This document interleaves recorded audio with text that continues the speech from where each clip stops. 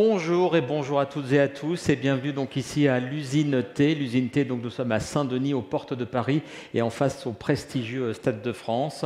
Un événement donc organisé, ses premières Best Water Talks, un événement organisé par la filiale France à l'occasion de la Journée mondiale de l'eau 2022 en ce mardi 22 mars. Merci donc à vous toutes et à vous tous d'être présents ici en présentiel. Ça fait plaisir de se retrouver après tant de mois où le présentiel a été un petit peu banni. Merci également à toutes celles et tous ceux qui nous suivent en live, en direct, en streaming dans l'un des 25 pays. Il y a de nombreux pays où BWT est présent et vous êtes, je le sais, très nombreux donc à nous suivre en streaming dans les agences en France mais aussi à l'étranger. Quelques mots-clés évidemment pour rappeler ce qu'est le groupe BWT, créé dans son organisation actuelle en 1990 par Andreas Weissenbacher qui est avec nous et que l'on recevra dans quelques instants. Restez là, c'est dans quelques instants. Andreas, il est pressé, il nous rejoint dans quelques minutes, sans faute. Ce groupe donc, que vous avez créé en 1990, aujourd'hui, eh bien, c'est un des principaux acteurs mondiaux du traitement de l'eau. C'est une présence, je le disais, dans 25 pays. Ce sont 5500 collaborateurs et un chiffre d'affaires que vous incarnez pour certains et certaines qui êtes là d'environ 1 milliard d'euros. Ce qui fait donc, je le disais, un des groupes, le leader européen du traitement de l'eau. Ce traitement, il s'adapte à chaque besoin. Il garantit l'hygiène, il garantit la sécurité, il garantit la maîtrise énergétique, la maîtrise hydrique et le tout bien sûr au service de la santé humaine et de l'environnement. Vos clients au quotidien, certains d'ailleurs sont là, ce sont des particuliers mais ce sont aussi des professionnels, des artisans plombiers, des bureaux d'études, des maîtres d'ouvrage, des industriels. Comme vous le dites souvent, partout où il y a de l'eau, il y a BWT. BWT, c'est aussi un slogan, une signature, Change the World, sip by sip, gorgée par gorgée, petit à petit. Ce sera un peu le fil rouge de cet événement que nous allons vivre pendant un peu plus d'une heure ici donc à l'usine T. Et pour en parler de ce fil rouge, eh bien, voici celles et ceux qui vont nous accompagner. Tout d'abord, je le disais, il sera là dans quelques minutes, Andreas Weissenbacher, le PDG de BWT, pour incarner, pour illustrer cette stratégie Change the World. Juste après, je recevrai Sébastien Marlier, qui est également à ses côtés, qui est le directeur général de BWT France, pour voir concrètement comment s'applique sur le terrain en France, donc la stratégie et les valeurs du groupe. Et puis dans cette première partie, eh bien, nous illustrerons comment ces valeurs sont également portées par les entreprises qui sont soit vos clients, soit vos partenaires. C'est le cas du célèbre club sportif, le Stade français Paris, qui nous parlera de la mise en place de la Bottle Free Zone, ou comment se passer des bouteilles à usage unique, et plus globalement, quelle est la politique, la stratégie RSE du Stade français Paris. Eh bien, on en parlera avec Thomas Lombard, qui est le directeur général du club, mais aussi avec la rugby woman Léanig Corson, qui est chargée de mission RSE au sein du club. Pour conclure cette première partie, je recevrai également Raphaël Gallet, le directeur des opérations de BWT France, qui nous parlera notamment de l'importance de la préservation de la ressource eau pour le groupe et pour ses clients. Et puis on passera à la deuxième partie de l'émission. Mon invitée sera Béatrice Pavie-Morancé. Elle est secrétaire générale déléguée de l'UAE, l'Union française des professionnels du traitement de l'eau, dont fait bien sûr partie BWT. Avec elle, nous évoquerons notamment la loi AGEC et ses conséquences pour les entreprises, mais aussi pour les clients. Nous écouterons un autre témoignage de ses clients, c'est Cristal Union, qui produit notamment du sucre et du bioéthanol. Et ce sera également un autre témoignage qui viendra un peu plus tard, celui de Benoît de Voile, on le verra dans un instant. Mais tout d'abord un mot d'Emmanuelle Le Guern, responsable développement commercial industrie chez BWT France. Elle nous dira précisément comment réduire l'utilisation des produits chimiques dans le traitement de l'eau. Et donc juste après le témoignage de Benoît de Waal, qui dirige la papeterie Sical, c'est dans les Hauts-de-France. Enfin, en conclusion, eh bien, nous rappellerons que la préservation de l'eau, de l'environnement et de l'humain, ce n'est pas simplement le 22 mars, chaque 22 mars, mais que ce sont des actions très quotidiennes au fil de vos activités. Et il y a aussi des actions plus ponctuelles, plus spectaculaires. On en parlera à la fin de cet événement. Programme donc très très riche que l'on va commencer tout de suite en la présence d'Andreas Weissenbacher, le PDG du groupe BWT, que j'ai le plaisir d'accueillir pour nous parler d'un fil rouge, l'eau et notre mission.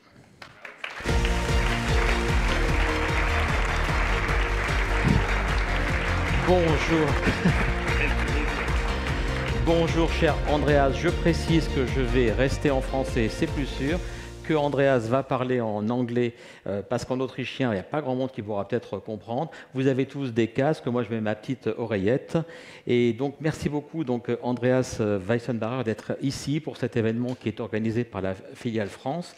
Donc on rappelle que évidemment c'est une mission, c'est une philosophie, ce Change the World sip by sip, gorgée par gorgée. On parlera, on l'a dit, de différentes choses comme la Bottle Free Zone, comme la RSE qui est importante évidemment pour le groupe, et puis tout ce qui est l'investissement en R&D sur les technologies du futur. Alors je le disais, vous avez créé ce groupe tel qu'il existe en 1990, depuis plus de 30 ans. Vous êtes présent sur le marché mondial du traitement de l'eau. Je rappelle également un chiffre d'affaires d'environ 1 milliard d'euros, 5500 collaborateurs. Au-delà de ce développement, de ces chiffres, quelle est votre vision? Quelles sont les missions que vous portez pour BWT? Bonjour, Autriche. Ce n'est pas facile pour un Autrichien parler, mais je vais essayer d'étudier ou understand what he said. Eh bien, écoutez, bonsoir à toutes et à tous. Je suis très heureux d'être avec vous. Vous êtes presque tous, toutes et tous en rose. Et je suis très heureux d'être ici. Je suis très honoré d'être avec l'équipe française aujourd'hui. Vous êtes une équipe extraordinaire. Vous êtes en train de transformer la ville de Paris en rose, et vous avez eu tellement de belles idées ici en France qui ont été exportées dans d'autres pays après. J'espère que cette journée ponctuera, sera un moment important pour notre histoire. En 1990, j'ai repris cette entreprise qui faisait partie de Benckiser, qui était un groupe qui travaillait dans différents secteurs, notamment le café. Et donc en 1990, j'ai eu la possibilité de reprendre l'activité. Je n'avais véritablement jamais eu le rêve de pouvoir avoir cette entreprise à part entière. Et puis pour des raisons diverses et variées, eh bien cela s'est fait avec un ami. Nous nous sommes dit, allez, on peut le faire, on doit le faire.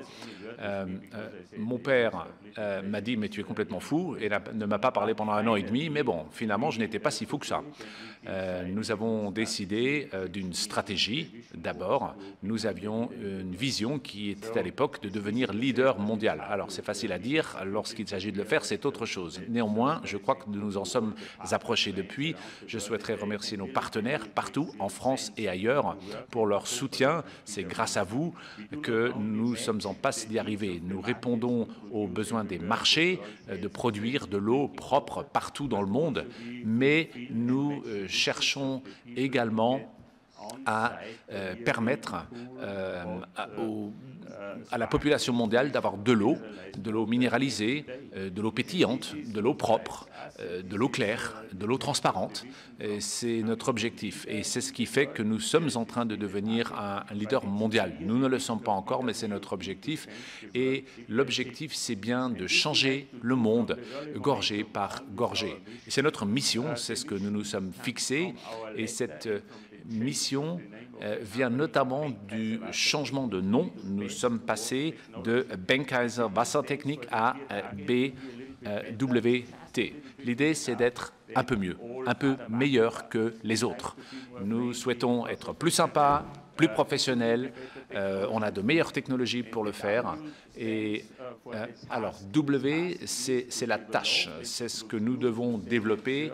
Ce sont les produits qui constitue, c'est le produit principal, à savoir l'eau. Le T, c'est la technologie. Nous travaillons sur la technologie, nous utilisons la technologie dans l'ensemble de nos produits et de manière toujours très opportune. Là encore, c'est notre mission et celle-ci n'a jamais changé. La traduction, donc on avait de l'historique, on a beaucoup parlé de vos valeurs, de vos engagements.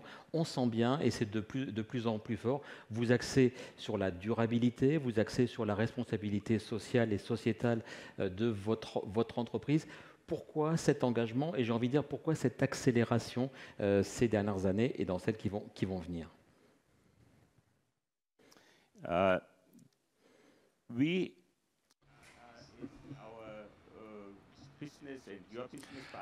Alors, nous développons avec nos partenaires pour développer des produits qui tournent autour de l'eau et le traitement de l'eau. L'idée est de permettre d'offrir un maximum d'efficacité et la toute meilleure qualité, et ce depuis nos tout débuts. Nous avons, depuis le début, voulu des process qui soient durables. Effectivement, l'élément de la durabilité est extrêmement important et fait partie de notre ADN aujourd'hui. Après tellement d'années, je peux dire que je pense que nous avons eu de la chance. C'est peut-être la casquette rose. Hein, voilà, grâce à la casquette rose, vous ne m'oublierez pas. Vous vous souviendrez que Andreas Weissenberger veut changer le monde. Si vous avez de la chance, si vous travaillez beaucoup, eh bien, on y parvient, et à un moment donné, il faut aussi rendre à la société. Et donc, j'ai commencé à réfléchir à l'état du monde, à ce que je pouvais faire, et tout naturellement m'est apparue l'idée de changer le monde, gorgée par gorgée. Alors, j'imagine que vous voulez savoir pourquoi. Cette question, pourquoi donc aller vers ça encore plus? Est-ce qu'il y a une pression de plus en plus forte des consommateurs, des industriels aussi, mais qui se plient à une pression des consommateurs? Entre l'œuf et la poule, qui a pris le dessus? Qui est le plus motivant, le plus moteur dans cette évolution de votre groupe? Alors oui, il y a de la pression, il y a de la pression en Formule 1 notamment, mais il y a de la pression partout. Il y a de la pression de la part du consommateur, évidemment. Pour le consommateur, nous devons toujours avoir un coup d'avance. Il faut connaître les toutes dernières tendances, savoir comment on peut répondre aux exigences du marché un petit peu avant les autres, un petit peu mieux que les autres et un petit peu plus vite que les autres. Notre objectif, c'est de travailler la perfection, d'apporter de l'eau parfaite, qui soit buvable, qui soit potable, qui soit propre, qui soit saine. Et plus nous avançons, plus c'est important. Lorsque vous regardez le constat aujourd'hui, c'est qu'il y a 800 millions de personnes dans le monde qui n'ont pas accès à de l'eau potable. Plus de 2,2 milliards de personnes n'ont pas accès à de l'eau en permanence. La population du monde est en pleine croissance. Je crois qu'on est à 7,93 milliards d'habitants et le chiffre ne cesse de croître et cela amène de nouveaux défis en permanence. Et donc, une partie très importante de la population n'a pas accès à l'eau potable et ce n'est juste pas possible. Un peu plus, entre guillemets, un peu plus légère. Pourquoi le choix de cette couleur rose? Vous avez une magnifique casquette rose. Moi, j'aurais pu mettre une cravate rose, je ne l'avais pas. Et pourquoi aussi le choix d'investir de plus en plus dans le partenariat sportif, notamment en Formule 1, un sport qui n'a pas toujours bonne presse en termes de préservation et de durabilité. Est-ce que vous pouvez nous expliquer ces deux choix? Give me a few words. Alors, oui, alors la cravate rose, on peut s'arranger. Je devrais pouvoir vous trouver ça. Je vais vous en trouver une. Alors, comme je vous le disais tout à l'heure, ce que j'ai toujours voulu faire, c'est de rendre à la société.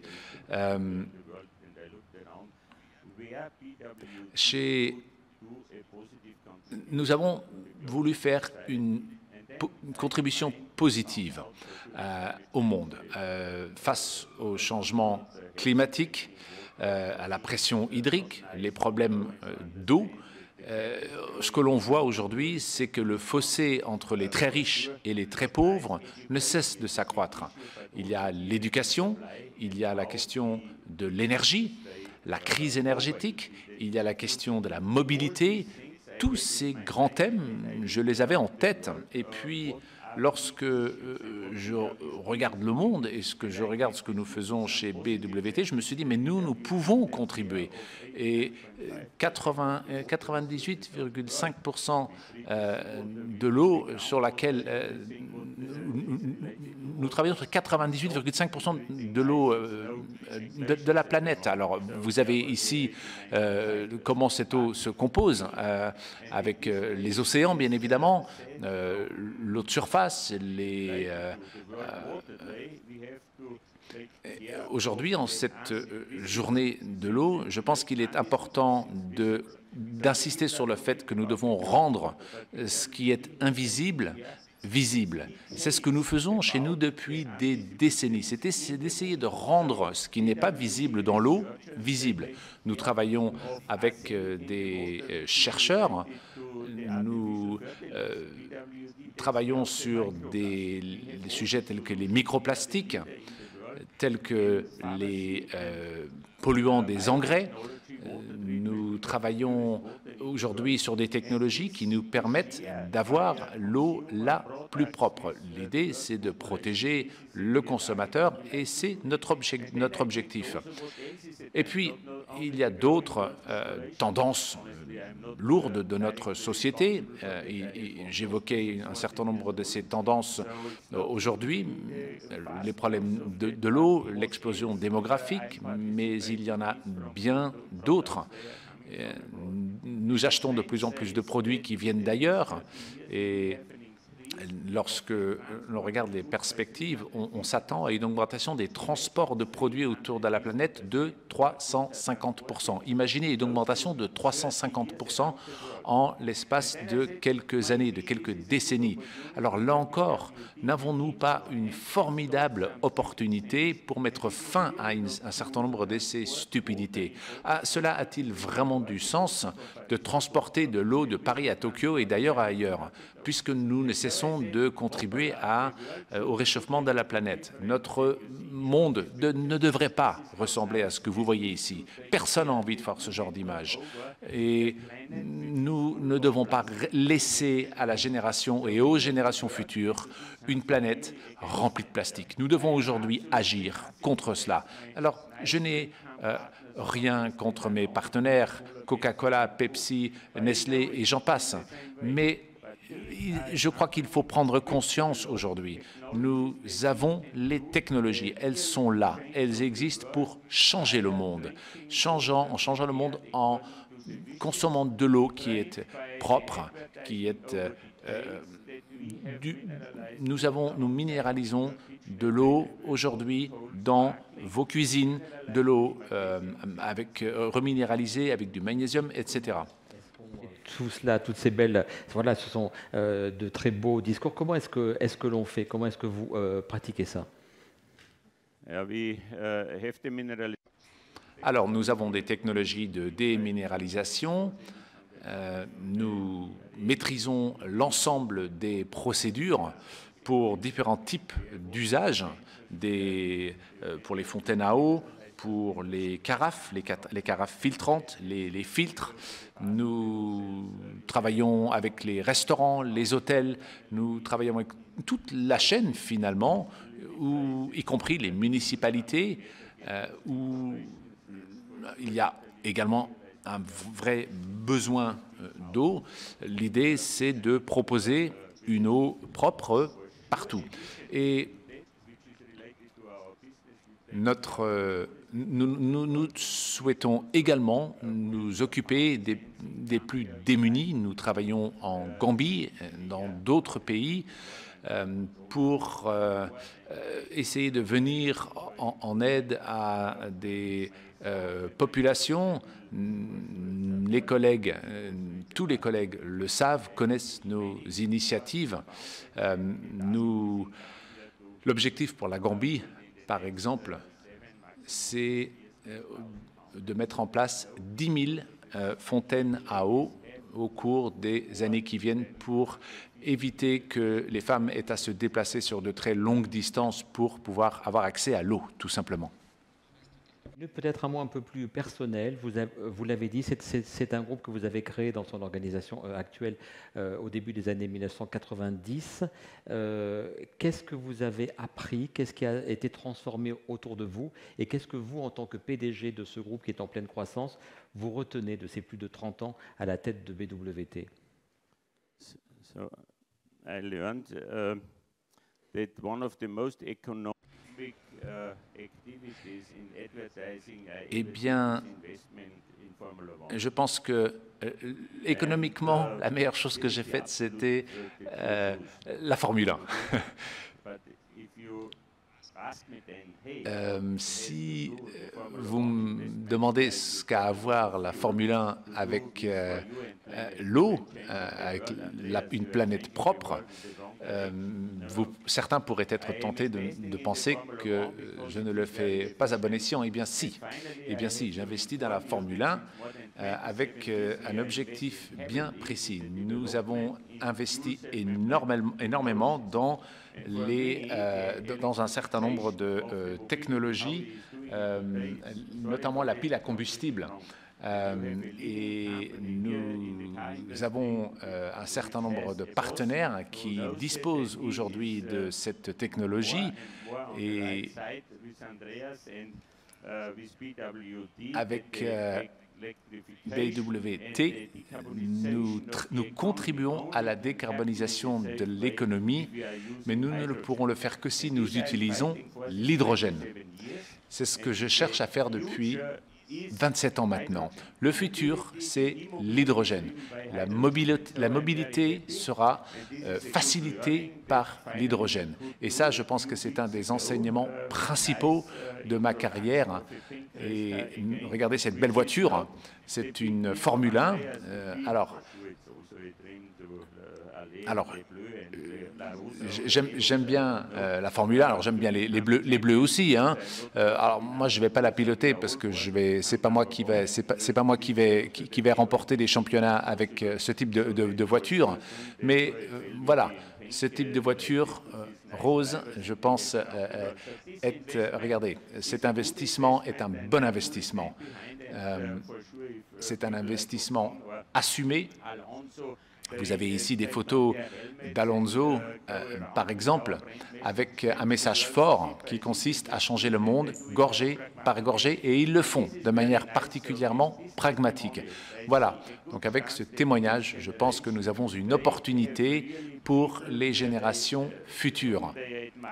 Des gens comme Alonso, qui sont admirés par les générations d'aujourd'hui, en espérant qu'ils peuvent nous aider tous ensemble à changer le monde, en mettant un peu de rose partout, voilà, sur nos têtes, autour du cou,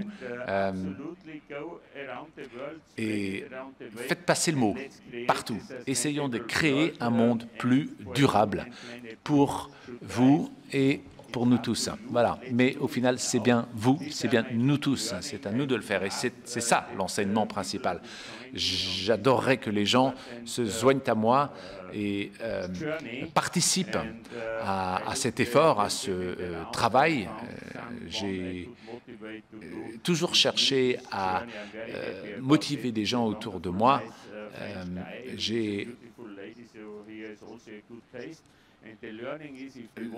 Si l'eau est minéralisée, elle a du goût, il devient inutile de la transporter d'un endroit à l'autre, donc moins de CO2, et dans ce cas-là, c'est positif pour la planète. Et encore une fois, vive le rose. Voilà, j'espère que vous êtes convaincus. Vous signez pour les 30 prochaines années? OK, and are you willing to sign for another 30 years with the company then? Mais bien évidemment, je n'ai que des rêves, que des rêves. Je ne compte surtout pas disparaître. Pour l'instant, je suis toujours là. Je suis là pour vous motiver, pour vous encourager à vous convaincre qu'il est inutile d'utiliser autant de ressources dans cette planète. Nous pouvons très bien vivre comme nous le faisons aujourd'hui, mais de manière simple. Voilà la conviction d'Andreas. Encore une fois, essayons de transformer le monde en rose et faisons-le en nous amusant et évitons de déplacer des produits autour de la planète pour rien. On peut applaudir Andreas Weissenbacher. Merci beaucoup. Merci beaucoup pour votre témoignage. Mr. President. The pink tie will follow. Merci beaucoup. Et donc, on va donc essayer voilà, de parler de ce monde plus rose, de ce monde plus durable, de ce monde plus à la mode Andreas, avec l'application sur le terrain en France. Et je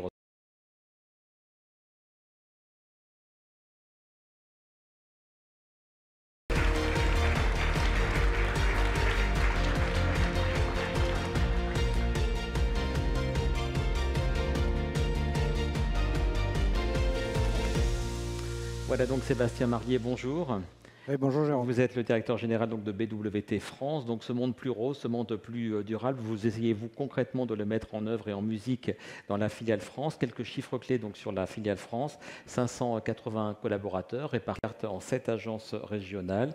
Vous adressez 4 marchés que l'on va également voir via des illustrations. Les bâtiments tertiaires et les logements collectifs. L'industrie également.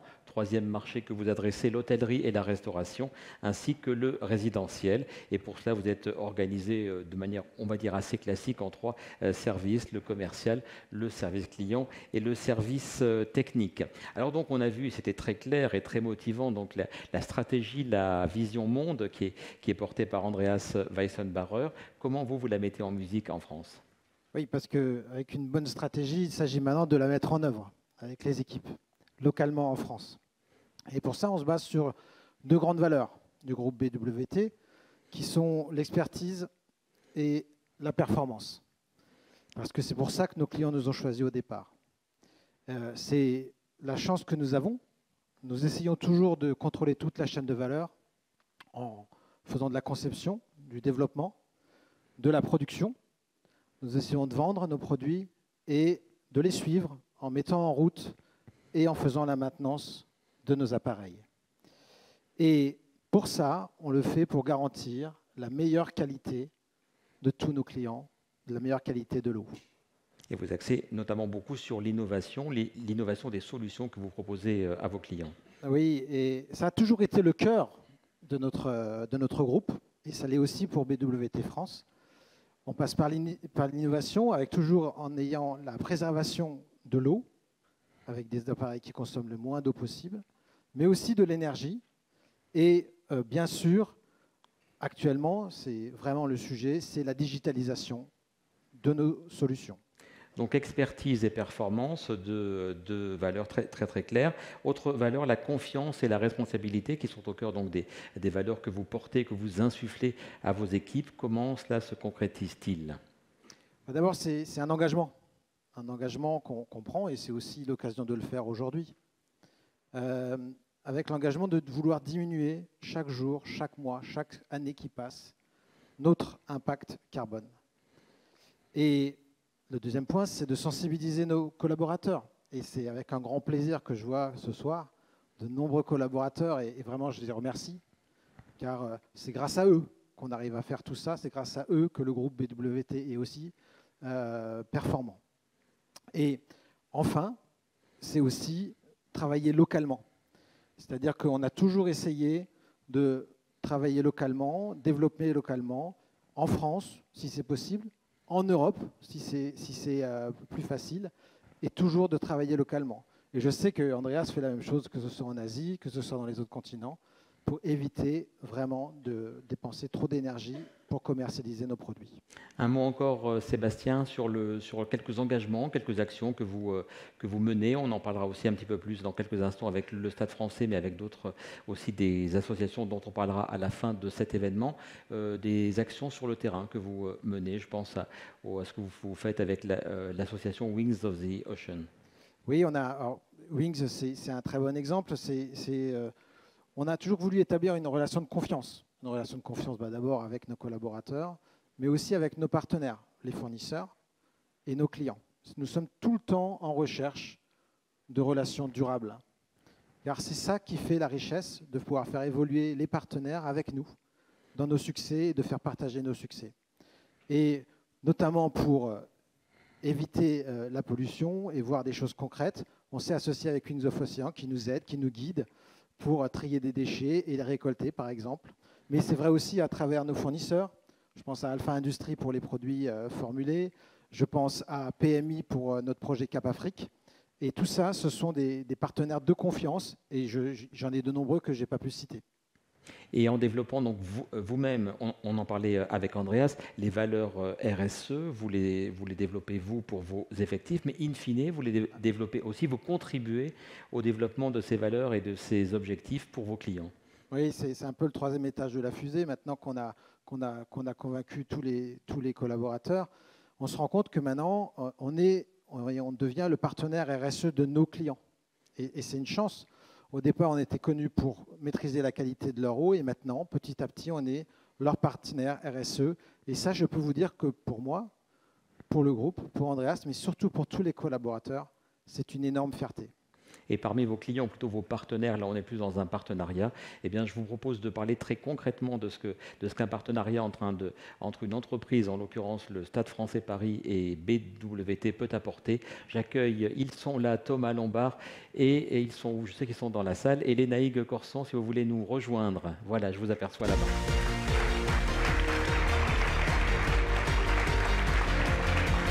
Venez.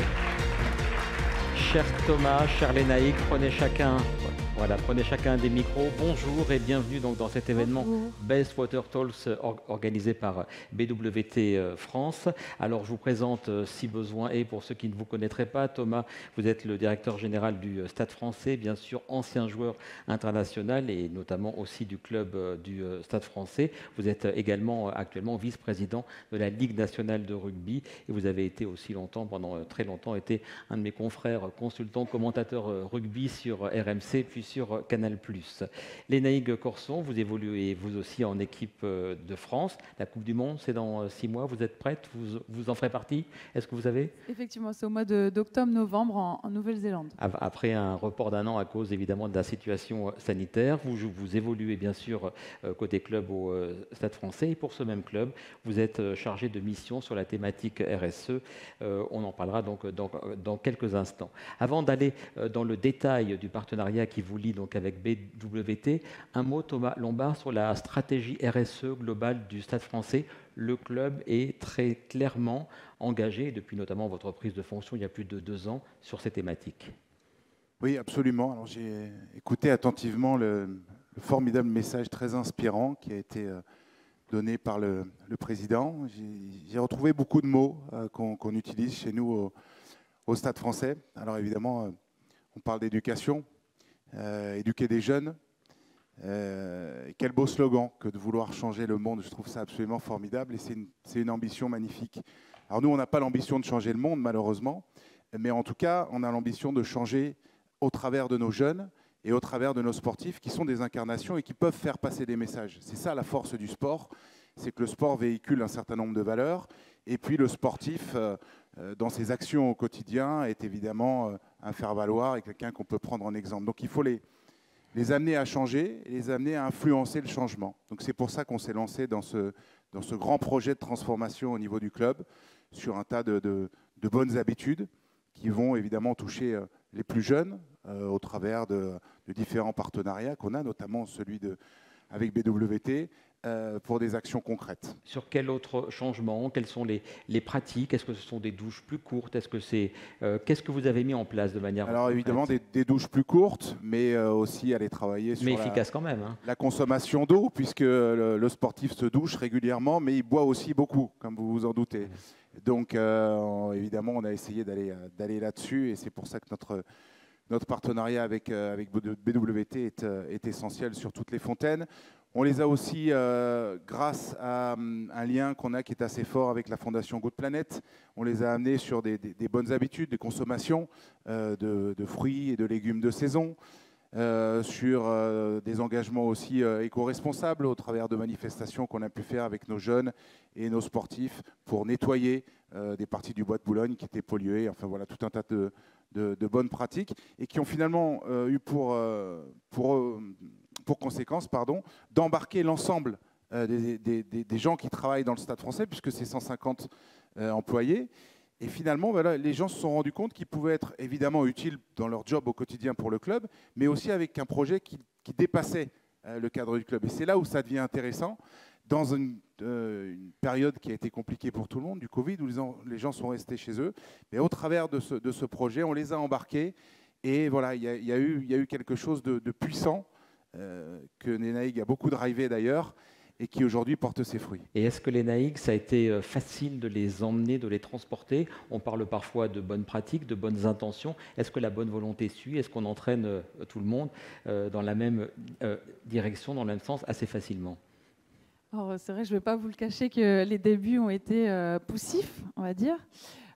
Forcément, il y a eu une grosse prise de conscience quand je suis arrivée au club en septembre de 2020, après la période que tout le monde a connue, le confinement. Et cette période Covid, on a poussé un petit peu, on a exagéré. Et je pense qu'on avait à l'époque des bonnes pratiques d'avoir chacun sa gourde. Et à cette période, chacun avait ses bouteilles plastiques.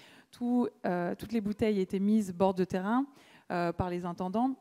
Et les joueurs, quand ils ne savaient plus dans quelle bouteille ils avaient bu, ils en prenaient une nouvelle et encore une nouvelle.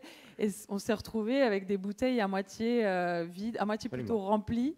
C'était les anciennes pratiques, voilà, comme ça se faisait encore depuis longtemps, quoi, en tout cas. Oui, voilà, on s'est retrouvé avec des bouteilles, beaucoup de gaspillage déjà, beaucoup de plastique.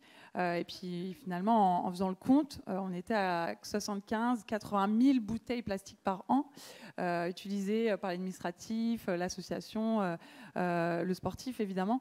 Donc on s'est dit, là, il y a quand même quelque chose à faire. Donc on a commencé avec 3 fontaines à eau au tout début. Donc là, c'est le partenariat avec BWT, c'est ça? Pas encore. On a commencé d'abord avec 3 fontaines à eau au sein du club. Et puis après, on a justement, Thomas a dit, on a voulu embarquer les équipes et ça a été le cas. Les débuts ont été poussifs, mais à force de peut-être passer des messages un petit peu dans chaque service. Step by step et sip by sip. Exactement. Voilà. Et le service commercial partenariat a fait justement un travail de recherche aussi de partenaires qui rentrent dans notre politique RSE. Et aujourd'hui, on est très content d'avoir ce partenariat gagnant-gagnant avec BWT qui rentre pleinement dans notre politique RSE, la politique de vouloir lutter contre le gaspillage, lutter contre le plastique. Le tri, effectivement, c'est aussi quelque chose qu'on est en train de mettre en place. Donc voilà, ça a été un point de départ, je pense, le partenariat BWT. Aujourd'hui, on a envie d'aller encore plus loin et je l'espère. Donc aujourd'hui, il faut savoir, il y a 15 fontaines à eau qui ont été installées depuis l'arrivée de BWT. Donc en hospitalité, donc ça c'est quelque chose quand même qui est assez innovant. Donc les hospitalités, c'est tout ce qui est espace VIP, loge, dans le vestiaire, dans la salle de musculation, au niveau de l'association, tout le club, tout le stade Jean-Roy. Et ça, c'est quelque chose qui est très innovant. C'est prévu pour les spectateurs à terme? C'est l'étape d'après. Évidemment, une fois que nous, on montre ce qu'il faut faire et qu'on est capable de le raconter, on a une puissance de communication qui est assez impressionnante pour un club de rugby, je parle. Voilà, donc c'est raconter ça et expliquer aux gens que ce n'est pas tellement compliqué. On en a fait l'expérience nous-mêmes. Notre projet a fait l'objet d'une labellisation par l'AFNOR, ce qui est quand même pas neutre, un club sportif. Alors là, on parle de l'aspect éducation, mais tout à l'heure, vous avez parlé de l'innovation, c'est aussi quelque chose qui est très fort chez nous. Rassembler, ce projet dans sa globalité a été validé par l'AFNOR dans le processus de labellisation. Donc voilà, on est aussi dans un processus d'éducation pour toutes les parties prenantes du club, c'est-à-dire les gens qui travaillent au quotidien, les joueuses, les joueurs, les personnels administratifs, mais évidemment nos partenaires et les supporters et tous les sympathisants du club. Le contexte réglementaire, on parle là de la loi AGEC qui s'est appliquée depuis début 2021, qui s'est renforcée en 2022. Vous le prenez comme une contrainte ou comme un moteur pour accélérer les choses? Je ne sais pas lequel des deux veut s'exprimer. Ouais, au contraire, on a plutôt envie d'être proactif et à titre d'exemple, aujourd'hui, on va devenir le premier club sportif à trier nos déchets organiques. c'est quelque chose qui est très nouveau et on ne veut pas attendre justement la réglementation qui va rentrer en vigueur au 30 décembre 2023 pour pouvoir avoir l'obligation dans chaque entreprise de trier ses déchets organiques. Aujourd'hui, voilà, les sportifs consomment énormément d'aliments au club, notamment des bananes, des clémentines, des oranges, enfin tout ce que vous voulez. Ces déchets, aujourd'hui, ils sont mis dans la poubelle tout venant. On veut justement en faire valoriser ces déchets et on va travailler avec un nouveau partenaire. Voilà, un autre que BWT. Et ça m'amène à une question à vous, Sébastien. Le bilan que vous faites de ce partenariat, c'est une première étape. Il est conforme à ce que vous attendiez. Le Stade français porte-t-il bien les valeurs, les missions que vous souhaitez mettre en place via ces partenariats? Alors, pour répondre, Thomas est à côté de moi déjà. Alors déjà, j'ai un plus petit gabarit que lui. Donc, je vais dire oui. non, mais vraiment, c'est au-delà de nos espérances, mais parce on s'est trouvé au bon moment avec Thomas. On a tout de suite compris dès le premier rendez-vous qu'on avait un objectif commun et on y croit, que ce soit pour nos entreprises, mais aussi pour nos collaborateurs et maintenant nos clients. Et donc, c'est une formidable opportunité, une belle vitrine, parce que l'ambition de BWT, c'est d'implanter des bottle free zones chez tous les particuliers, dans tous les logements. Et on est tous citoyens du monde ici. Et c'est pour ça que c'est notre vision de changer le monde. Merci beaucoup. Je crois qu'on peut vous applaudir tous les trois. Un mot, Thomas. Ouais. Juste me permettre de conclure. Merci Sébastien, mais c'est nous qui vous sommes redevables de vous associer pour cette cause avec nous. On a une couleur en commun, le rose. On a une ambition commune qui est de changer le monde, de changer les mentalités, en tout cas chez nous. Et nous, on a pour ambition d'essayer de tendre vers l'excellence. Et quand on veut tendre vers l'excellence, on doit essayer de travailler avec les meilleurs. Voilà. Merci beaucoup. On peut applaudir. Merci.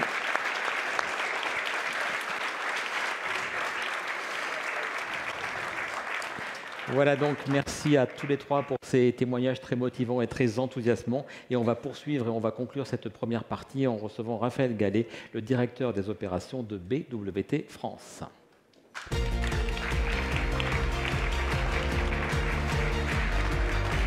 Bonjour Raphaël. Bonjour Jérôme. Bonjour, dur de succéder à des sportifs avec autant de charisme et de motivation. Mais vous allez être super bien. Ça place la barre assez haut, mais ça bon, va être super. Voilà. Alors, vous allez être une espèce, entre guillemets, de transition de relais vers les parties 2 et 3. La partie 2, on va parler de la préservation de la ressource eau. La partie 3, plus de la préservation de l'environnement et de l'humain. Depuis le début, on parle donc d'une notion de la rareté de l'eau. Il y a un terme que l'on n'a pas encore utilisé, c'est le stress hydrique. On en entend beaucoup parler. Pouvez-vous tout d'abord nous rappeler la définition du stress hydrique? Oui, alors c'est une notion qui est un petit peu galvaudée, on en entend parler, c'est très médiatisé ces dernières années. Elle répond en fait plutôt à des données factuelles, chiffrées et quantifiables.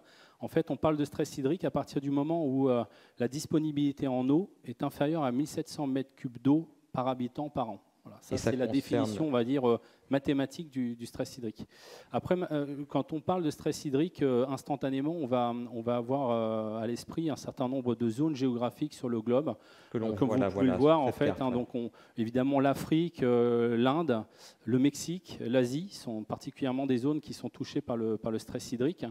Mais on voit apparaître ce phénomène de sécheresse récurrente de plus en plus souvent maintenant sur d'autres zones du globe, et y compris sur des pays en fait, qui ont plutôt des climats tempérés. Y compris la France? Alors oui, y compris la France. D'ailleurs, tous les ans, vous le vivez. Je vous invite à ouvrir bien vos oreilles de ce qui se dit en fait, sur nos ondes radio et télévisuelles en fait, tous les étés, puisqu'en fait, on a un certain nombre de préfectures qui, tous les ans, prennent des arrêtés dits sécheresse, qui finalement ont pour objectif de réguler la consommation en eau, en priorisant certains usages de l'eau, y compris en fait sur des territoires maintenant qui sont situés au nord de la Loire. Absolument, parce que là, quand on voit cette carte, alors ok, Italie, ok, l'Afrique du Nord, ok, l'Espagne et le Portugal, ok, sud de la France, mais on a quand même, je vois l'Allemagne, je vois le nord de la France, donc il y a clairement un stress hydrique, pour reprendre cette expression, qui est en train de gagner un vaste terrain. Oui, tout à fait.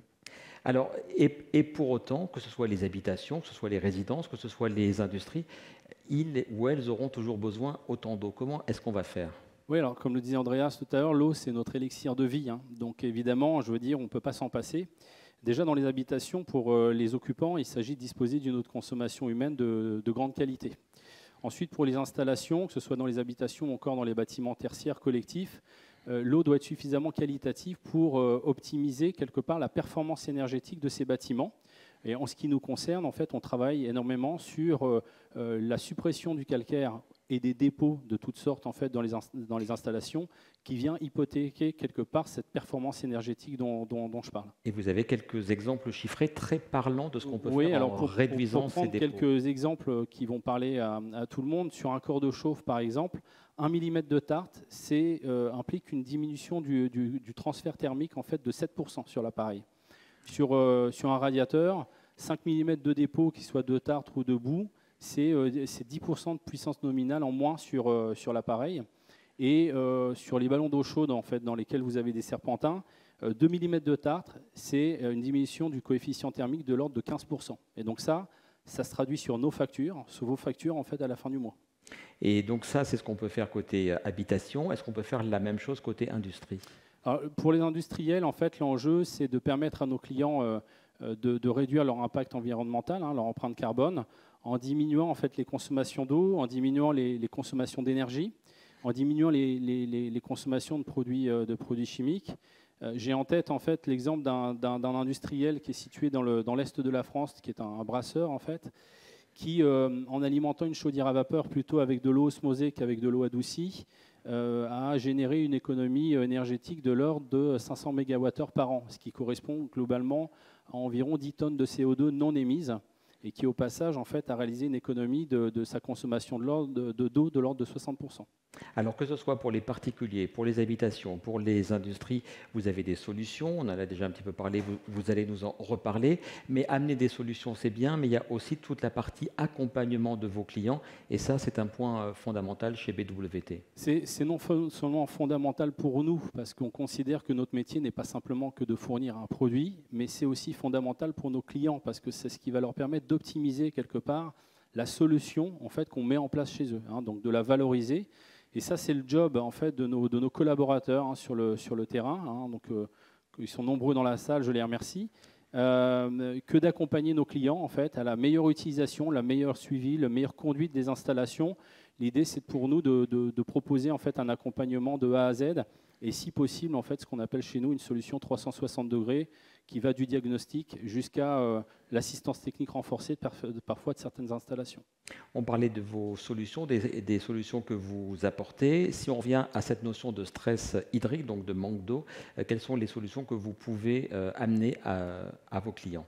Alors, le leitmotiv chez nous, c'est de développer des solutions innovantes et durables, comme le disait Sébastien tout à l'heure. L'idée, c'est d'amener de la valeur à nos clients, principalement sur 3 voire 4 axes. Le premier axe, c'est de réduire la consommation d'eau, réduire la consommation d'énergie en fournissant à nos clients en fait, les matériels les plus performants sur le marché. Le deuxième axe, c'est réutiliser, recycler l'eau, parfois sans traitement. Je pense en particulier dans certaines industries à la réutilisation des eaux de rinçage pour faire du lavage, tout simplement. Et enfin, le dernier axe, c'est de réutiliser en fait, les eaux industrielles, les eaux usées qu'on retraite pour finalement générer des économies sur un site industriel qui peut être de l'ordre de 10 à plus de 30%. Et ces méthodes que vous proposez à vos clients, vous-même vous êtes un industriel, est-ce que vous les appliquez? Comment vous faites aussi pour réduire votre consommation? On a une autre valeur chez BWT, c'est l'exemplarité. Donc on essaye aussi de mettre en œuvre dans nos usines, dans nos procédés de fabrication, ce qu'on prône au niveau de nos clients et du marché d'une manière générale. Par exemple, on récupère en fait, les chutes de plastique ou les ébavurages en fait, de nos moules pour proposer à nos clients une gamme d'adoucisseurs recyclés. Voilà, donc on travaille constamment, en tout cas on est toujours en recherche d'optimisation industrielle en ce qui nous concerne également. Et on précise que dans quelques instants, donc on aura le témoignage de Michel Mangeon de Cristal Union pour nous parler justement des solutions appliquées chez un industriel. Donc on en parlera dans quelques instants. Quelques mots encore, qu'est-ce que vous voulez dire en termes de conclusion par rapport à tout ce que je viens de dire? Oui, voilà, on est le thème en fait qui sous-tend cet événement, c'est quand même la RSE. Donc je voulais vous donner quelques exemples en fait, puisqu'on en a parlé. avec la mise en œuvre de Bottle Free Zone, hein, donc, qui consiste finalement à éradiquer les bouteilles en plastique au sein d'un certain nombre d'établissements, et c'est le sens du partenariat qui nous lie au Stade français, comme le disait Thomas tout à l'heure. Un autre exemple, c'est l'investissement que nous faisons actuellement pour développer des solutions en chimie verte. Et enfin, le dernier exemple que je pourrais vous donner, c'est de mettre en œuvre un certain nombre de solutions mécaniques qui finalement nous permettent d'offrir à nos clients des solutions qui sont totalement exemptes de produits chimiques en industrie. Et on en parlera également de cette thématique dans quelques instants avec Emmanuel Le Gouin qui nous parlera de la réduction des produits chimiques. Merci beaucoup, je crois qu'on peut vous applaudir. Merci beaucoup Raphaël Gallet pour cette intervention.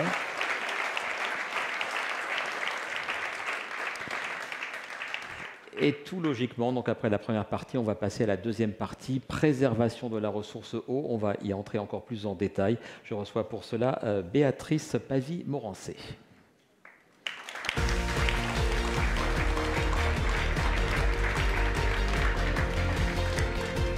Bonsoir Béatrice, n'importe lequel. Les deux fonctionnent, on va laisser passer ce petit jingle.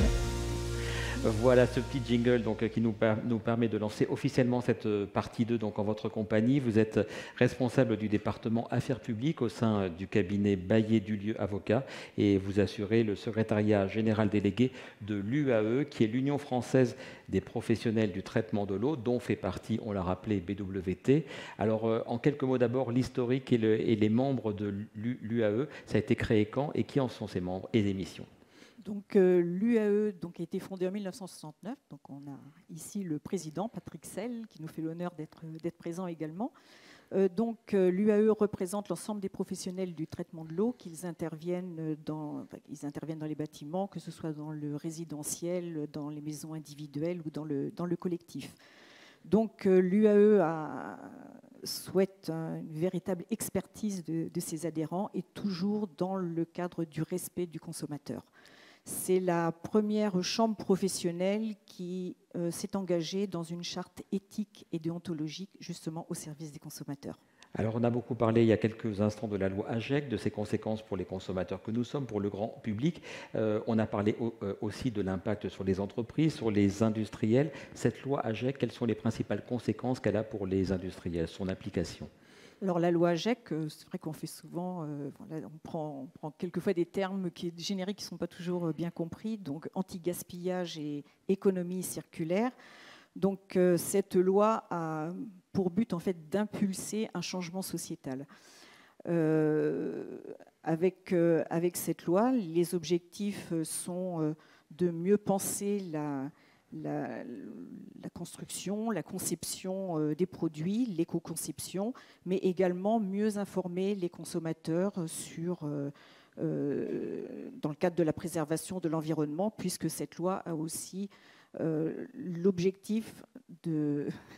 C'est un impact donc à la fois, vous l'avez dit, pour les industriels, donc il faut tout prendre en compte de la conception jusqu'à la mise en vente, en fait, la commercialisation, mais en effet, il y a des contraintes pour le grand public. Il y a des contraintes pour le grand public puisque la loi vise à préserver l'environnement et également, il y a toutes les contraintes environnementales et sanitaires et c'est donc le but de cette loi de modifier les comportements, que ce soit les comportements des industriels, mais également les comportements du consommateur. Et pour les industriels que sont les professionnels du traitement de l'eau que vous représentez, ces contraintes sont les mêmes, sont plus légères, eux sont directement concernés puisque les professionnels du traitement de l'eau, et on l'a vu tout à l'heure au travers des différents témoignages, c'est de limiter l'impact de l'usage du plastique.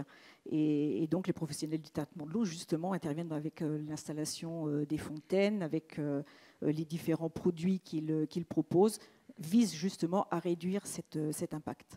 Une question que je posais il y a quelques instants à Lénaïque Corson sur la bonne volonté, l'implication, la motivation des différents acteurs, qu'ils soient particuliers ou qu'ils soient des entreprises, à suivre ce mouvement. Est-ce qu'il y a des freins, est-ce qu'il y a des réticences et comment est-ce qu'on les lève ? Alors il y a la loi, mais on voit bien qu'il y a des entreprises qui ont été précurseurs, qui ont inventé, qui ont innové bien avant cette loi-là. Et puis il y a également les consommateurs qui demandent aussi à ce que les produits soient plus respectueux de l'environnement. Donc les deux en fait travaillent ensemble et puis c'est vraiment l'objectif. Même si c'est l'objectif de cette loi, beaucoup ont déjà réfléchi à mettre en place des produits, puisqu'il y a l'éco-conception avec il y a la responsabilité élargie du producteur, il y a l'éco-conception des produits, il y a comment imaginer la conception d'un produit de manière à ce qu'il puisse être réutilisable ou recyclable. Il y a également tout ce qui est lié aux emballages, où ces emballages, avant, on prenait l'emballage, ils étaient jetés directement dans la poubelle. Aujourd'hui, ces emballages doivent être au mieux réutilisés, réemployés. Donc, c'est toute cette philosophie en fait, autour du produit et ce qu'il va devenir pendant tout son cycle de vie qui doit être réfléchi, aussi bien par les fabricants, les concepteurs, et avec sur le consommateur, l'impact aussi sur le consommateur, l'impact de son comportement. Et un mot enfin en quelques secondes sur l'échelon européen. On a beaucoup parlé de la loi AGEC, qui est une loi française. Est-ce qu'il y a aussi de telles contraintes qui se mettent en place au niveau européen ? Alors on va dire que c'est presque la loi européenne qui s'applique aux différents pays. Donc c'est pour ça qu'il y a aussi des partenariats au niveau de l'UAE, de manière à ce que, au sein de l'Europe, de manière à ce que tout le monde aille dans le même sens, aille vers ce cercle vertueux du recyclage. Et toujours dans le cadre du respect de l'environnement et pour répondre aussi à la demande du consommateur d'avoir, disons, un comportement plus respectueux. Merci beaucoup, on peut vous applaudir. Merci beaucoup Béatrice Pavie-Morancé.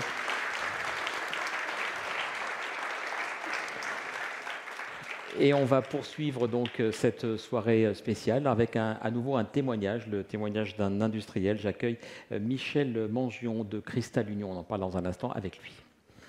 Michel.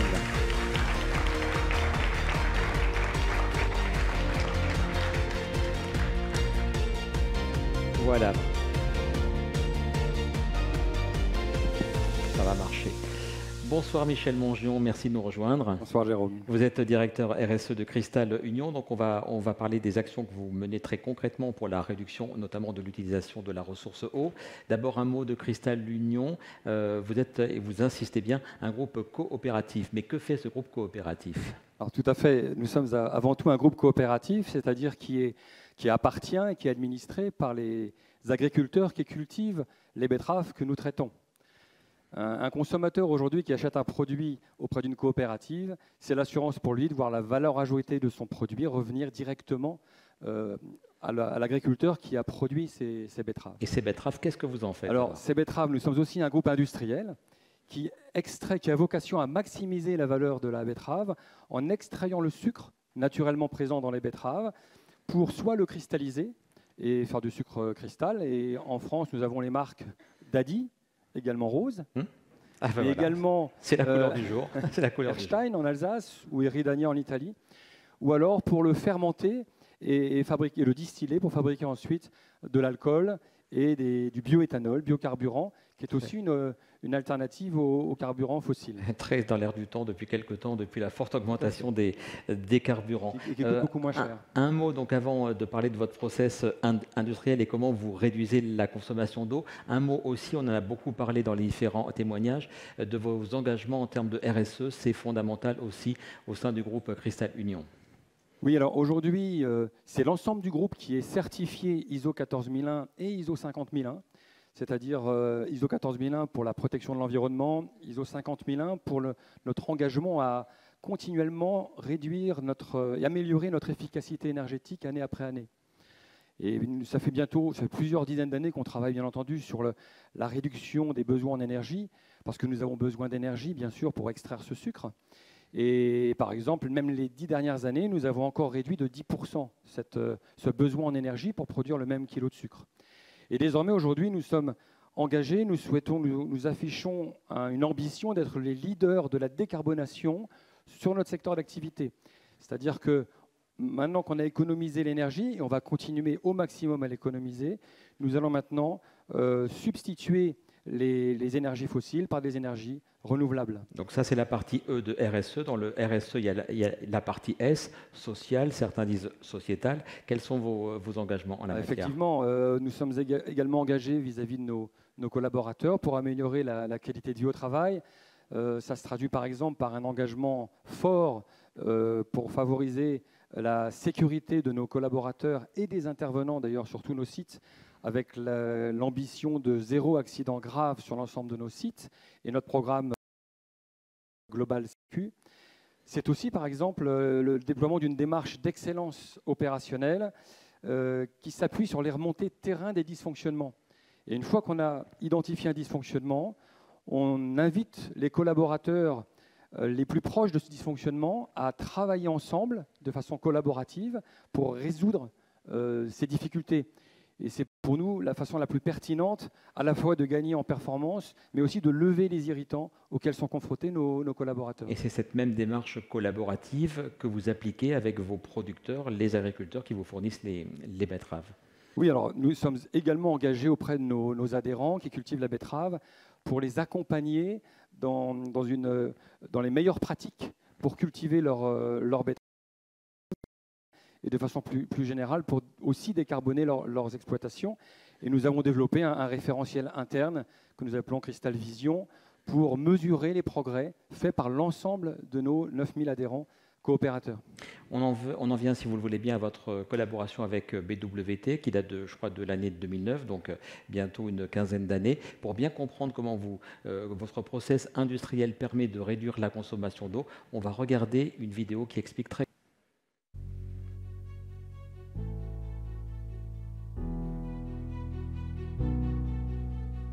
Je m'appelle Michel Mangion, je suis le directeur RSE du groupe Cristal Union. Je suis Yannick Desétans, je suis le responsable de la chaufferie de la sucrerie de Bazancourt. Cristal Union, c'est une coopérative qui appartient à ses 9000 adhérents et nous récoltons les 13 millions de tonnes de betteraves de nos adhérents pour en extraire le sucre et produire du sucre en poudre ou le transformer en alcool traditionnel ou biocarburant, bioéthanol. La caractéristique de la betterave, c'est qu'elle contient déjà beaucoup d'eau. Et très rapidement, il y a à peu près une dizaine d'années, on a décidé de lancer une démarche pour arrêter de consommer l'eau dans le milieu naturel et utiliser cette eau contenue dans les betteraves. On utilise l'eau sur toutes les phases de processus de la sucrerie. Au fil du procédé, certes, on a besoin d'eau au début pour laver la betterave et extraire le sucre, mais ensuite, on va retirer cette eau pour cristalliser le sucre.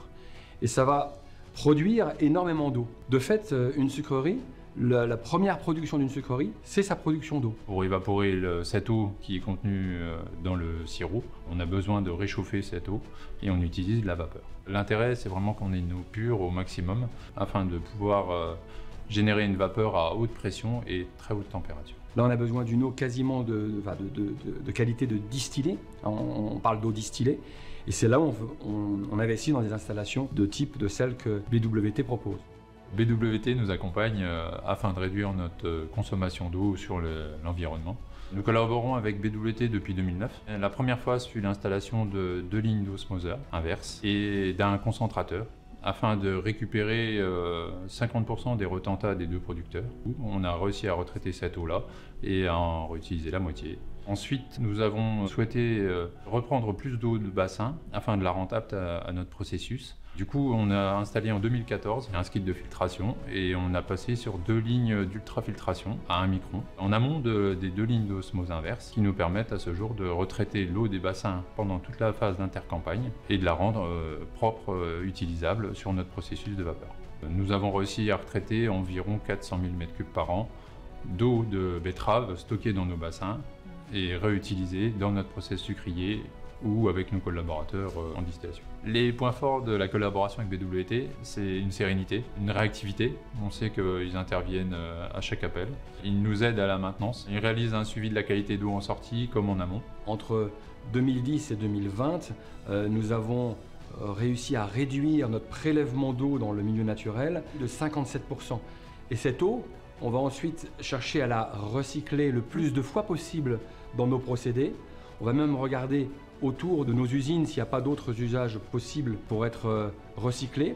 Et à la fin, il en restera encore qu'on va épandre sur les champs de nos agriculteurs ce qui permet à nos agriculteurs de lutter efficacement contre le déficit hydrique qui risque d'augmenter avec le temps.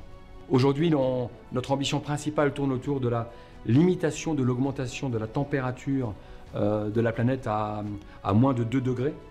Et on se réfère à la plateforme SBTI.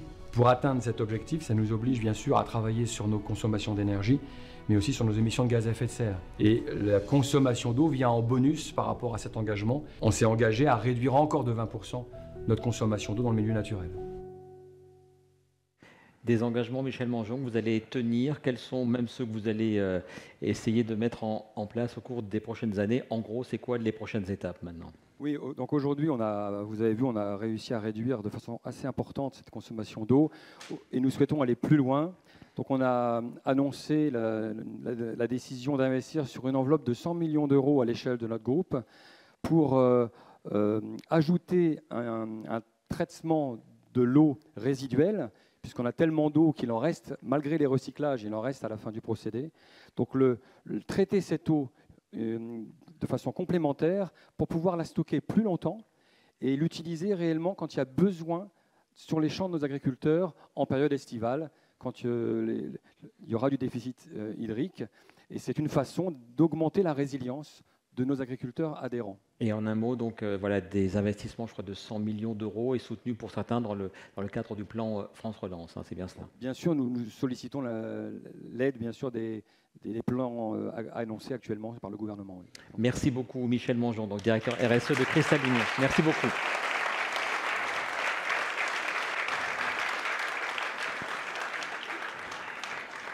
Et à présent, la troisième et dernière partie de cette conférence, protéger l'environnement et l'humain. On en parle tout de suite avec Emmanuel Leguerne de BWT France.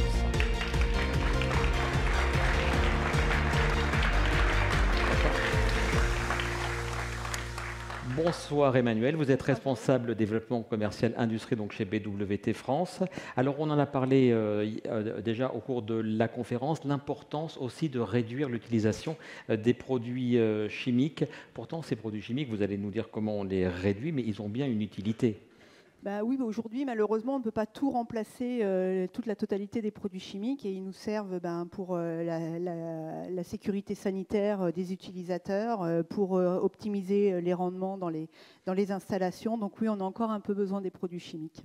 Et ces produits chimiques, pourtant, ils peuvent avoir donc des effets néfastes sur l'environnement et par ricochet sur les populations, y compris d'ailleurs sur les populations qui travaillent au sein des usines, des sites. Oui, il y a deux choses. Il y a l'utilisation du produit, comme on l'a vu déjà précédemment, par la manipulation des produits chimiques. Donc il y a l'aspect sécuritaire.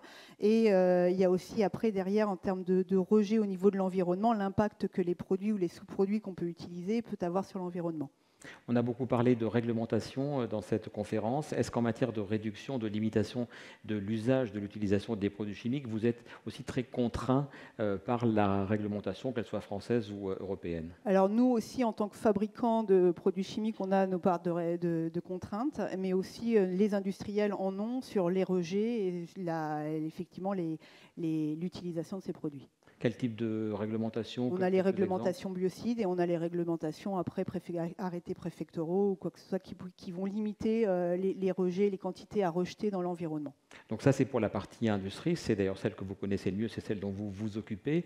Mais on l'a dit, vous avez 4 domaines, 4 secteurs d'intervention. Pour les autres, est-ce qu'ils sont aussi concernés par cette limitation des produits chimiques? Disons que l'objectif, c'est d'optimiser les produits chimiques qu'on va utiliser. C'est mettre la bonne quantité pour maintenir les rendements énergétiques dans les bâtiments, par exemple, et optimiser tout ce qui va être, par exemple, fuite d'eau aussi pour éviter de mettre trop de produits pour compenser. C'est ce que vous appelez les alternatives ou c'est une partie? Alors ça, c'est une partie. Après, on travaille chez BWT sur des alternatives. Donc Raphaël, tout à l'heure, on a parlé sur la chimie verte. On investit sur la recherche de solutions pour avoir un moindre impact sur l'environnement. Et aussi, on a déjà des solutions aussi existantes qui limitent l'impact à la fois que les utilisateurs vont avoir en limitant les quantités de produits chimiques utilisés et sur l'environnement aussi. quelques exemples. On a parmi l'assistance des clients, des prospects, quelques exemples de ces solutions. Après moi, monsieur De Waal va parler d'une des technologies qu'on utilise, qui est l'EcoMX, qui supprime une partie des produits chimiques. Et on a d'autres technologies comme les UV ou aussi pour vraiment supprimer les produits. On a aussi nos alternatives chez BWT qui sont l'osmose ou la filtration. Vous parlez de suppression, donc est-ce qu'à terme la suppression, on sera vraiment sur une suppression, donc une élimination totale, ou est-ce qu'on est vraiment sur un lent mouvement plutôt de réduction? C'est quoi l'objectif, aller dans les 5, 10, 15, 20 ans? On va déjà réduire, parce que je pense que pour aujourd'hui, supprimer complètement les produits chimiques reste malheureusement une utopie. L'idée, c'est effectivement de réduire, d'optimiser et d'avoir le moindre impact. C'est ce qu'on vous souhaite et on va avoir en effet un témoignage client. Merci beaucoup, Merci Emmanuel beaucoup. Leguerne, pour cette intervention. Et donc, comme vous le disiez à l'instant, on va donc à nouveau avoir un témoignage, un exemple industriel avec Benoît De Waal, directeur de la papeterie Sical, qui nous rejoint.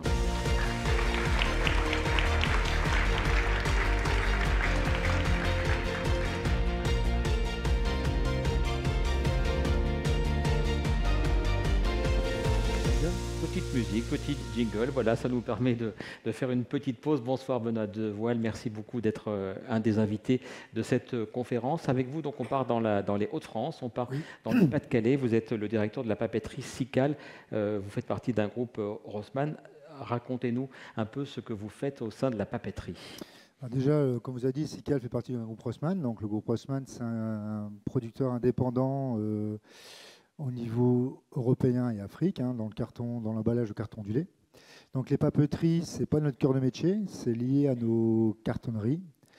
Donc là, nous, on est basé sur Saint-Omer, donc en Hauts-de-France, où on a une petite papeterie qui est le long de la A, donc la vallée de la A, où il y a 4-5 papeteries. Que les cruciverbistes adorent.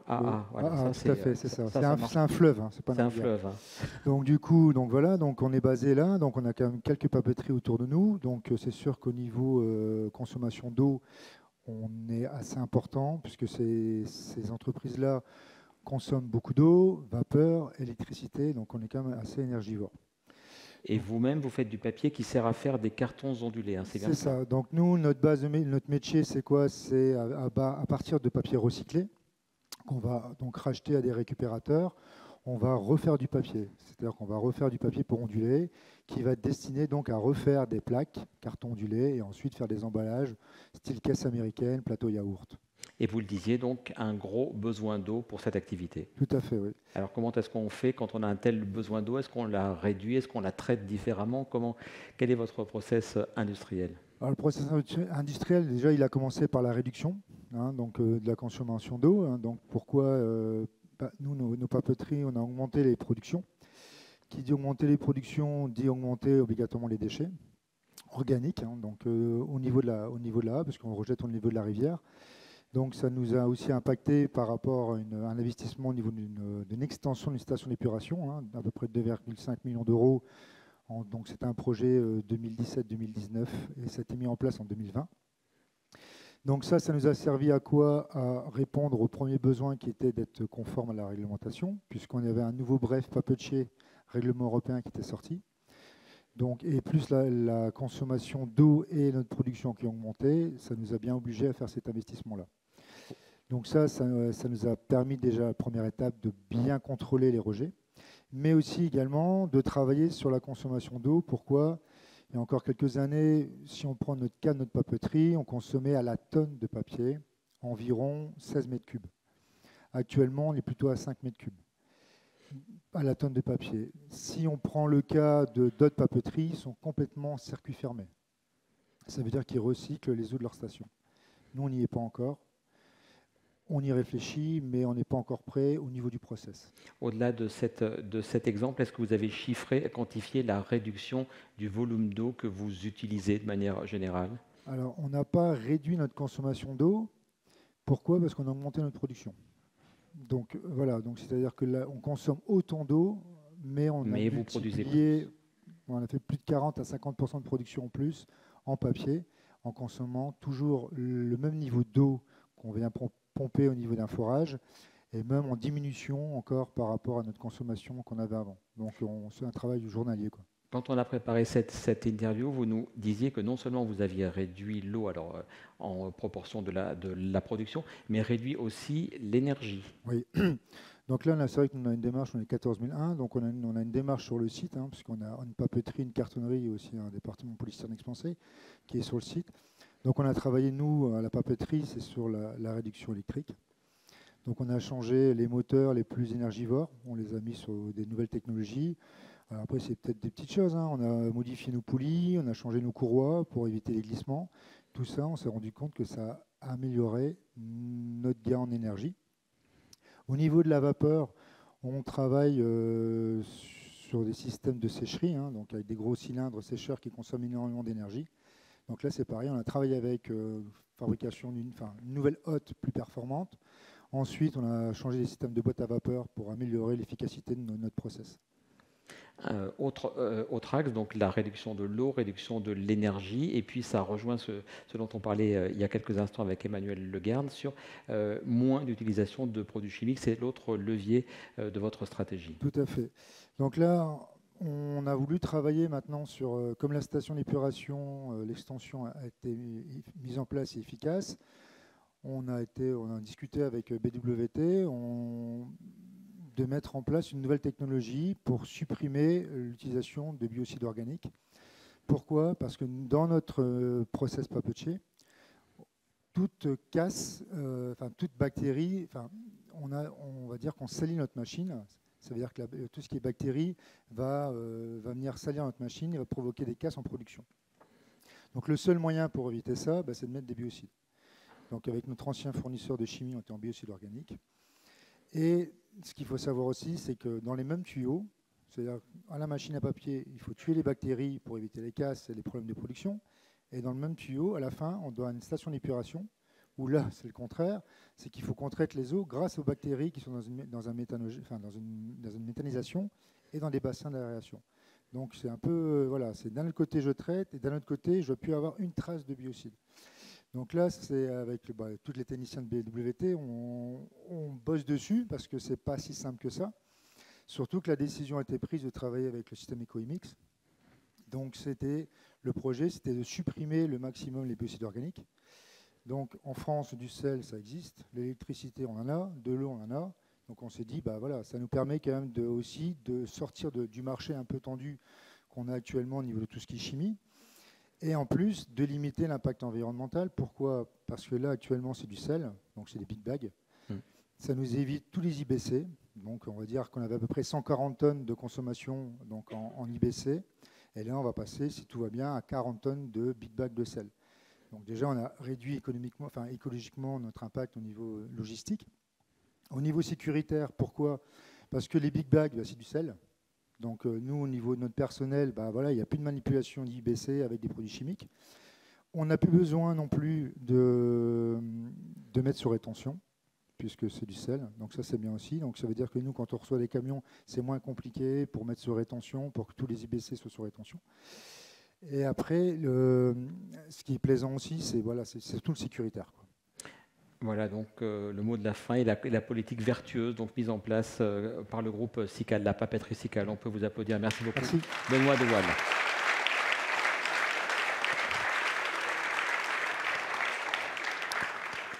Eh bien, je crois que l'heure de la conclusion approche. Je vais donc recevoir pour conclure cette conférence ces premières Best Water Talks. Je retrouve à nouveau Sébastien Marlier, Thomas Lombard et Andreas Weissenbacher. Messieurs.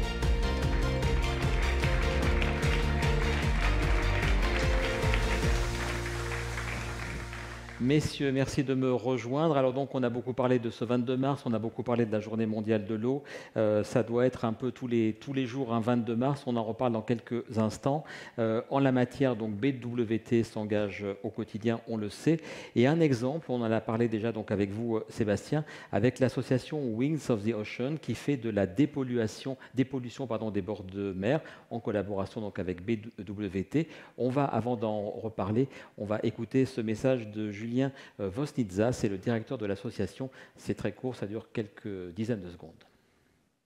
Bonjour à tous, bienvenue aux Journées mondiales de l'eau. J'espère que tout se passe bien. C'est Julien Vosnitza, je suis le directeur de l'association Wings of the Ocean qui fait de la dépollution océanique. Alors du coup, nous, l'eau, c'est quelque chose qui nous tient forcément extrêmement à cœur, tout autant qu'à BWT, puisque avec nos équipes, on organise principalement des dépollutions sur les littoraux de manière à préserver l'eau de notre planète.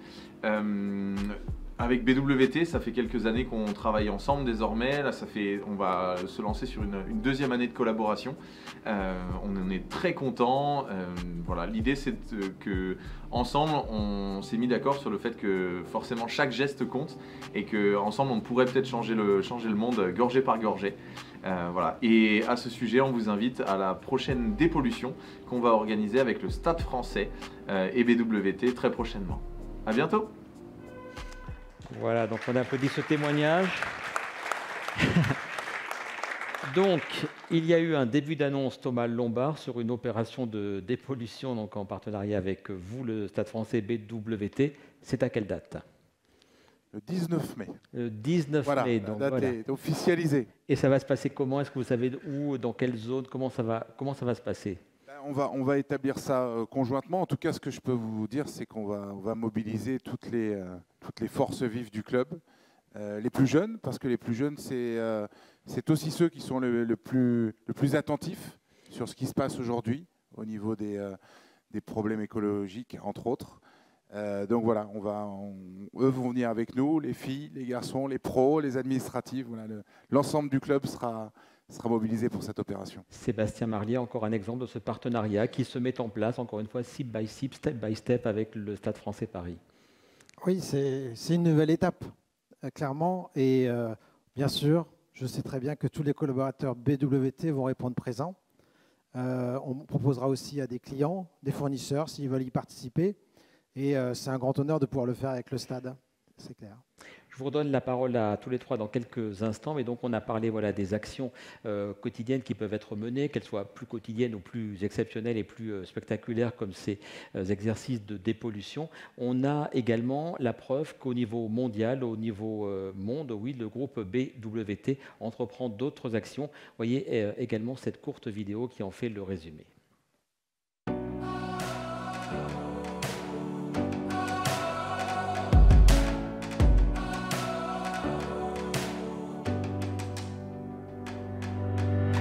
This is World Water Day 2022. Groundwater. Make the invisible visible. Because almost all liquid fresh water worldwide is groundwater. It's important to protect our resources every day, not only at World Water Day. Changing the world, sea by sea. Let's change the world, sea by sea. Single-use plastic waste not only pollutes the ocean, but also precious groundwater. On this year's World Water Day, BWT is setting a visible sign against single-use plastic waste with an international campaign. World Water Day, be the change. Because for BWT, every day is World Water Day. Let's change the world, sea by sea. Be the change day by day. About 500 BWT employees in 13 countries collected nearly 400 bags of waste in order to raise awareness for the massive impact that carelessly discarded trash has on our groundwater. A big thank you to all our supporters who make our sign against unnecessary plastic waste visible. You all have made our Be the Change movement so successful. And don't forget, together we change the world, sip by sip. On peut applaudir ce film qui implique tous les collaborateurs.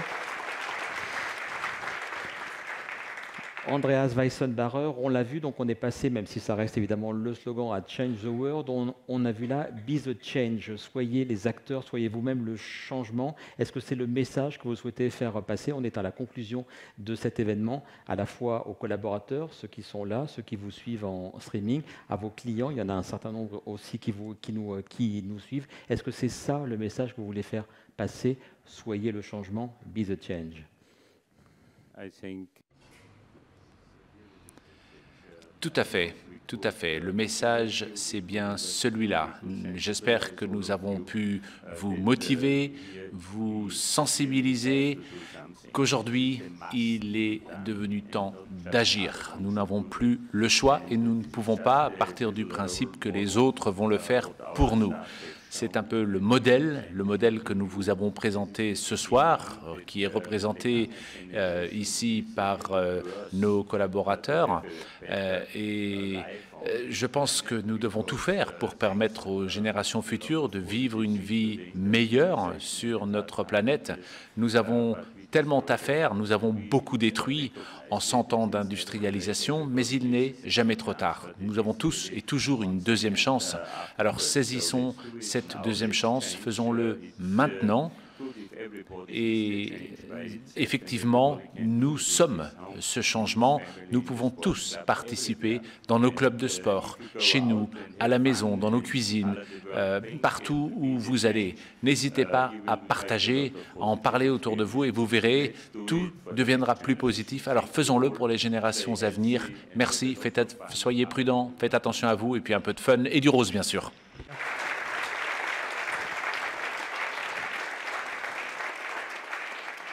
Et le mot de la fin, peut-être avec vous, Sébastien Marlier, en tant que directeur général de BWT France, l'organisateur de cette première édition des Best Water Talks. Quel bilan vous en faites et quel est le message que vous adressez aux personnes en présentiel, mais à ceux et celles nombreux, on l'espère, qui nous suivent à distance aussi? L'expérience, c'est le partage. Le partage, il l'a dit Andreas, c'est beaucoup de gains pour tous ceux qui partagent. Et donc, je vais d'abord le remercier, lui, de nous avoir donné l'occasion de le faire, parce que la France est la vitrine pour tout le groupe BWT et pour, on va dire, semer ce message très positif à travers le monde. Donc, un grand merci. Un grand merci à nos clients, nos partenaires, nos fournisseurs qui sont venus. Et enfin, pour finir, un très très grand merci à tous les organisateurs. Il y en a pas mal qui sont devant moi et je travaille avec eux depuis des années pour certains. Et j'ai toujours pu compter sur eux. Et voilà, c'est ça aussi BWT. C'est la fidélité et les gens avec qui on travaille. Et on passe beaucoup de temps au travail et c'est aussi du partage. Et je les remercie. Je remercie pour tout ce qu'ils ont fait. Un mot, on vous applaudit. Un mot de la gourde. Un mot, je crois qu'il y a des gourdes qui vont être offertes à tous les participants. C'est bien cela, Sébastien? Oui, il faut bien qu'on parte avec un souvenir. Et puis, pour justement promouvoir cette belle histoire auprès de chez soi, auprès de ses collègues. Et donc, il faut partir avec une gourde. Absolument. Et le mot de la fin, vraiment, parce que j'aime bien cette notion qu'on associe les valeurs environnementales aux valeurs du sport que vous incarnez, Thomas Lombard. La vision de cette soirée que nous venons de vivre ensemble, elle est conforme à vos engagements d'ailleurs. Oui, elle est conforme à nos engagements. Je réitère les remerciements du Stade français pour nous avoir donné la chance de nous associer à un événement comme celui-ci et le privilège d'avoir ce partenariat avec BWT. Et puis je conclurai en disant que l'essence du rugby, c'est le travail d'équipe. Le résultat, c'est l'accomplissement d'une somme d'efforts qui est produite par une somme d'individus issus de milieux sociaux différents, avec des qualités différentes, mais qui travaillent tous pour un même objectif. Et je pense qu'on peut faire le parallèle avec tout ce qui a été présenté ce soir et se dire que en racontant ça et en se disant qu'on va tous se prendre par la main et affronter ce besoin de changement pour avoir un monde meilleur, on a beaucoup de chances d'y arriver. Donc voilà, le rugby incarne cette notion de puissance collective et j'espère qu'on arrivera très rapidement à faire passer le message au plus grand nombre. Et le rugby qui nous a donné tant de satisfaction samedi soir encore. Bravo Thomas Lombard.